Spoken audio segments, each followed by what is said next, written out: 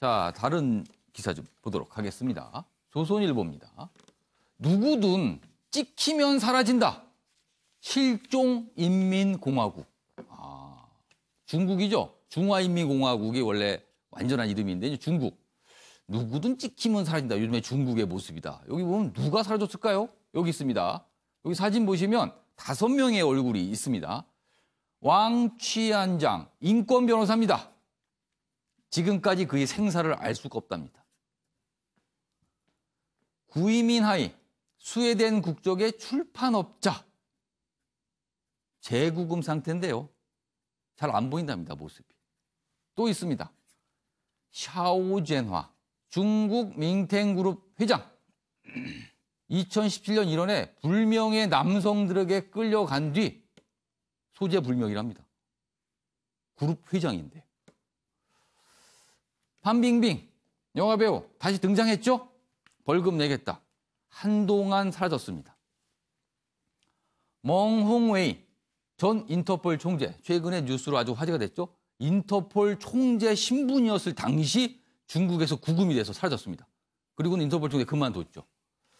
자, 여기 보면요. 톱스타, 인터폴 수장, 대기업 회장, 인권 변호사들 시진핑 시대 들어 잇따라 행방이 묘연하다. 정부 부패 폭로하다 사라진 기자, CCTV에 나와 자신의 비리를 자백하는 일까지 있답니다. 이게 어떻게 된 걸까요? 배조 교수님. 네. 글쎄요, 중국, 남의 나라를 이래서 저희가 이걸 구체적으로 이렇게 왈가왈부하기는 좀 이상해 보이기도 하지만 좀 남의 나라에서 보기도 좀 이상합니다, 사실은 이 모습. 네, 중국이 이제 굉장히 거대한 네. 나라고 최근에 경제적으로도 급성장하고 또 예. 군사 대국화를 지향하고 있지만 역시 이제 인권 문제에 있어서는 예. 후진국이 아닌가 이런 생각이 듭니다. 예. 그리고 이제 시진핑 중국 국가 주석 같은 경우에 예. 지금 시황제다라는 그런 별명까지 있지 않습니까? 그렇습니다. 그래서 굉장히 이제 권위주의 정권의 예. 왕조 국가다운 이제 그런 모습에서 좀 비롯된 이런 현상들이 아닌가. 그리고 지금 패턴들을 보면은 굉장히 충격적인 게 인터폴 수장까지 예. 강제로 연행을 해가지고 예. 수사를 하고 반성을 하게 하는 그렇게 그런 현상까지 이제 벌어졌는데 예. 이 양태들을 보면 크게 이제 어떤 사람은 죽음으로 끝나거나 예. 또는 실종이 되거나 예. 또는 텔레비전에 나와서 공개적으로 예. 내가 잘못했다 이렇게 사과하는 그런 양상 아니겠습니까? 예. 그래서 최근에 이제 판빙빙 같은 탑 여배우도 탈세에 대해서 공개적으로 사과했고요.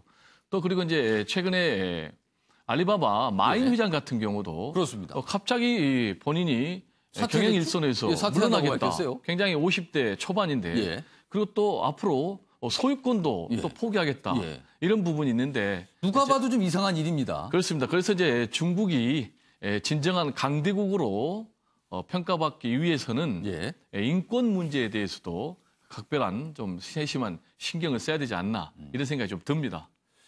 이번 소식도 인권, 특히 여성 인권에 관한 내용입니다. 국제기사입니다. 중앙일보가 전하고 있는 소식인데요. 여성 셀럽 4명 연쇄 피살. 미스 이라크에도 다음은 내 차례. 이런 협박이 갔다고 그러네요. 이라크에서요. SNS 스타, 유명 의사 등 석 달째 의문의 죽음이 이어져 공포감이 돌고 있다. 이유가 그럼 뭘까요? 그렇다면 이유는 여기 설명이 돼 있네요. 이것도 좀 추정이긴 합니다만 전통적인 여성상 벗어난 이들이 표적이다. 이슬람 극단주의 소행 가능성이 크다. 여기 사진을 보시면요. 여기 이제 피해자들입니다. 이분은 성형외과 의사인데 굉장히 유명한 성형외과 의사랍니다. 지금 여기 성형외과 보진에 환자와 함께 찍은 사진 이렇게 소셜미디어에 사진을 올렸는데 변을 당했고요. 여기도 보시면요. 여기 이분은 SNS 스타라고 합니다. 자, 이라크 이슬람주의가 굉장히 강한 이런 이라크에서 여성 셀럽들이 연쇄 피살을 당하고 있다는 소식인데요. 이수희 변호사. 역시 인권 문제인데요. 글쎄요. 이것도 역시 남의 나라 얘기라서 우리가 뭐라고 하기는 좀 그렇지만 이것도 이상합니다. 우리가 이제 보통 이슬람 예. 국가들에서 여성 인권이 아직 굉장히 후진적이라는 거는 뭐 다들 인정하고 있는 건데 이 피살된 4명의 셀럽들이 예. 그 이라크 여성들 또 외에도 이제 이슬람권에 있는 여성들에게 대단한 그 관심과 이런 그 애정을 받던 사람들이라는 거죠. 근데 특징들은 다 여성의 자기 목소리를 내거나 자기 일을 하던 사람들이라는 거예요. 여성의 권리를 주장하고. 그렇죠. 근데 예. 이런 사람, 그러니까 뭐 노출이 심한 어떤 옷을 입고 뭐 SNS에 자기 사진을 올리고 하는 그러니까 이런 것이 어떤 극단주의 세력들에게는 굉장히 눈에 가시였을 것 같아요. 근데 이게 이제 SNS를 통해 가지고 이런 예. 것이 발달할 거라는 생각들은 했었죠.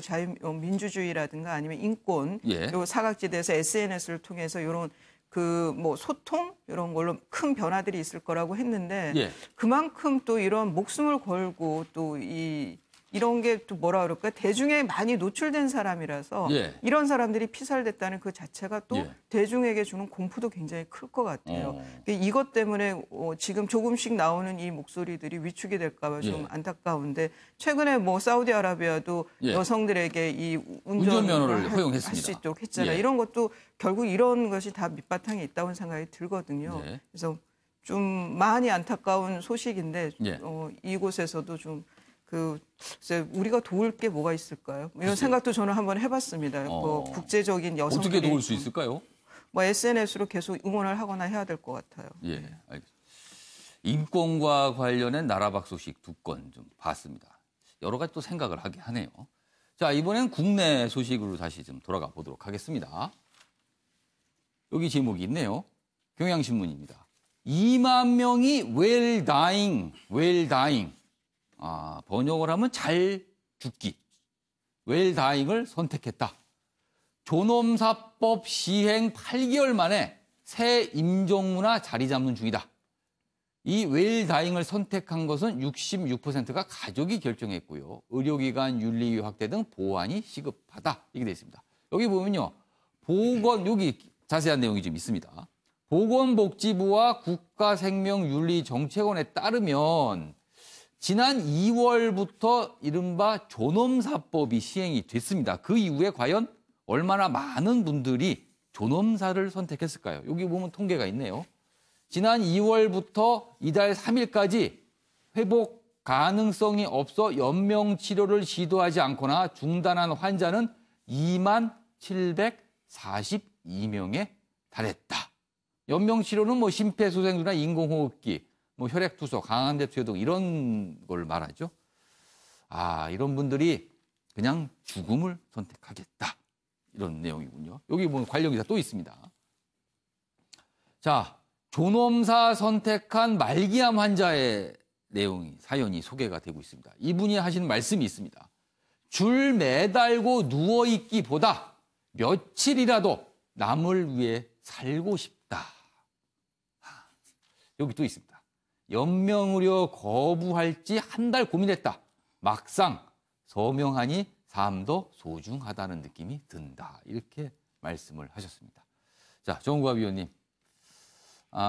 웰다잉. 저희가 이 유럽 국가에서 이런 얘기가 그동안 참 많이 들렸는데 우리나라도 이런 고민이 있고 이제 법이 시행이 돼서 이런 선택을 하시는 분이 늘고 있군요.